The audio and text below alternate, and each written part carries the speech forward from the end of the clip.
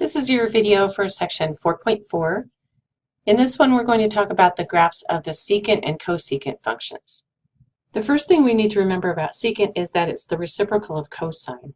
And we're actually going to use this fact quite a bit when we're talking about the graph of this function. But first of all, let's think about some function values for our secant function.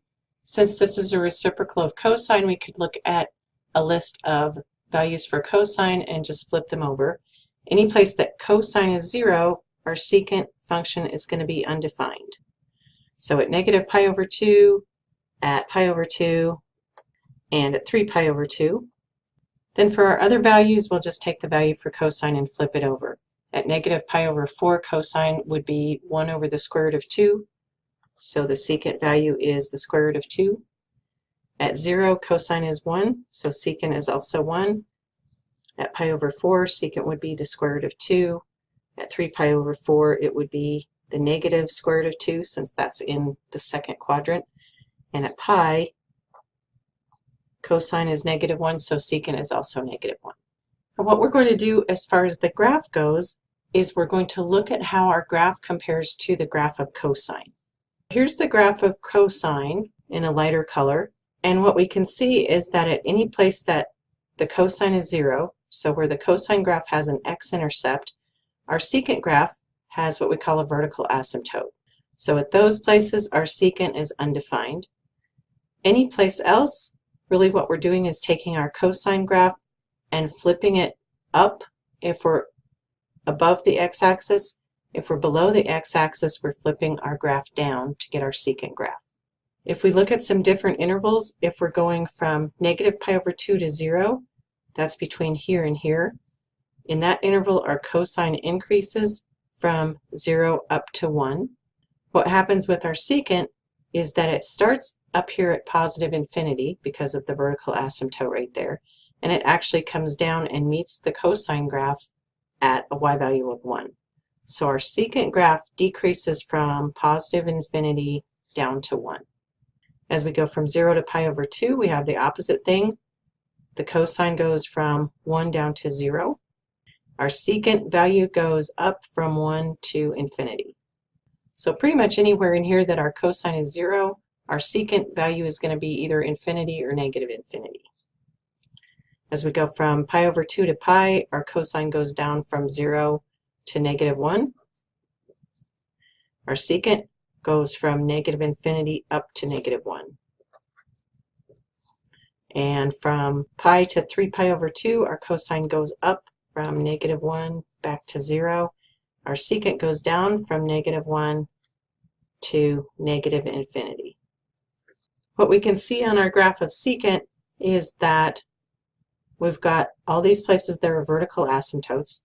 Those are places that the function's actually undefined. So the way we could write the domain for this one would be to put in the numbers that it can't be equal to. This is happening at odd multiples of pi over 2. So we can say this by making n an integer, and then the 2n plus 1 gives us odd multiples, and we take that times pi over 2. That's what our domain looks like. For our range, if we're looking at our secant graph, if we go from bottom to top, we go all the way down here to negative infinity, and then we reach a stopping point at negative 1. It skips over the part between negative 1 and positive 1. It starts again at 1 and goes up to infinity. So our range has two intervals, from negative infinity up to negative 1, and then from 1 to positive infinity. On this graph, we say it's discontinuous wherever it has a vertical asymptote. In other words, to draw our secant graph, we would actually have to pick up our pen and jump up to the next part or jump down to the next part. That's what we call discontinuous. It's going to be discontinuous at these same values that we had to leave out of the domain, any odd multiple of pi over 2, and every one of these values we have a vertical asymptote there. This graph doesn't have any x-intercepts. It never crosses or touches the x-axis. Its period is 2 pi because it's the same period as the cosine graph has. The last thing is that it's symmetric with respect to the y-axis. If we look at our y-axis right here, we've got a mirror image of the graph on either side of that. That means our function is an even function, just like cosine is. That tells us for any x in the domain, if we take the opposite of that value and put it into the secant function, we get the same y value. That means we have matching points on either side of the y-axis that have opposite x values but equal y values. The graph of cosecant is going to be very similar to the one for secant, except that cosecant is the reciprocal of the sine function. So we're going to be looking at the sine function to get some information about our graph. For the sine function, its value is 0 at any multiple of pi. Those are places where our cosecant function is going to be undefined. So at 0, at pi, and at 2 pi. And for these values, we can think of the sine values and flip them over. At pi over 6, the sine is 1/2. That means the cosecant is 2. At pi over 3, our sine is the square root of 3 over 2. That means our cosecant is 2 over the square root of 3, or we could write it as 2 times the square root of 3 over 3. At pi over 2, sine is 1. That means cosecant is also 1. 2 pi over 3 has the same value as pi over 3. And at 3 pi over 2, sine is -1. That means cosecant is also -1. We can do the same thing for the graph that we did with cosine and secant. So here's a graph of the sine function, and we can see that any place our sine function has an x-intercept, our cosecant has a vertical asymptote. And every place else, we're just taking our sine function and flipping it. If we're above the x-axis, then we flip the graph up. If we're below the x-axis, then we flip it down. Let's look at some different intervals. Between -pi and -pi over 2, our sine is decreasing from 0 down to -1. Our cosecant is increasing from -infinity up to -1. In the next interval, our sine is going from -1 to 0. That means our cosecant is decreasing from -1 to -infinity. From 0 to pi over 2, sine is increasing from 0 to 1. That means our cosecant is decreasing from infinity to 1. And last of all, from pi over 2 to pi, our sine is decreasing from 1 back to 0. That means our cosecant increases from 1 to infinity.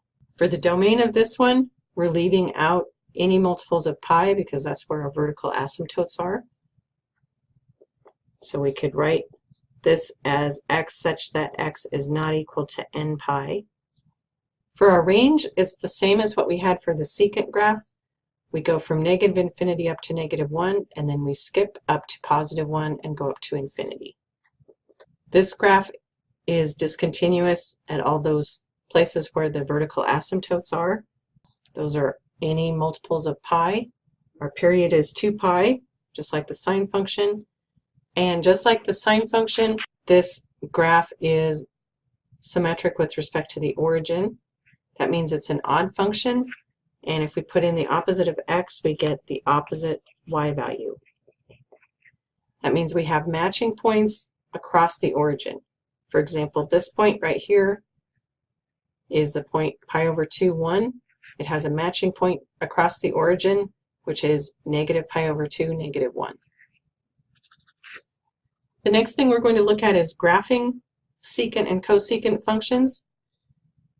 Since we worked so hard on graphing sine and cosine, we're going to use those graphs to draw the graphs of our secant and cosecant functions. So what we're going to do with these first is graph the corresponding reciprocal function, whether it's sine or cosine, and we're going to use that as a guide. In here they say to use a dashed curve. I usually just do 2 different graphs, but you can do it whichever way you like. Then what we want to do is sketch in our vertical asymptotes. These are going to be any places that our guide function had an x-intercept. And a vertical asymptote, if we want to write the equation for a vertical asymptote, it's always x equals a constant. So these will have equations of the form x equals k, where k is an x-intercept of our guide function, our reciprocal function. After that, all we have to do is sketch our graph by drawing those U-shapes. And again, we're going to take either our sine or our cosine graph and flip it to get those U-shapes. Those U-shapes will always happen between asymptotes. And these will be above the graph where we have positive values for our guide function and below where our guide function values are negative.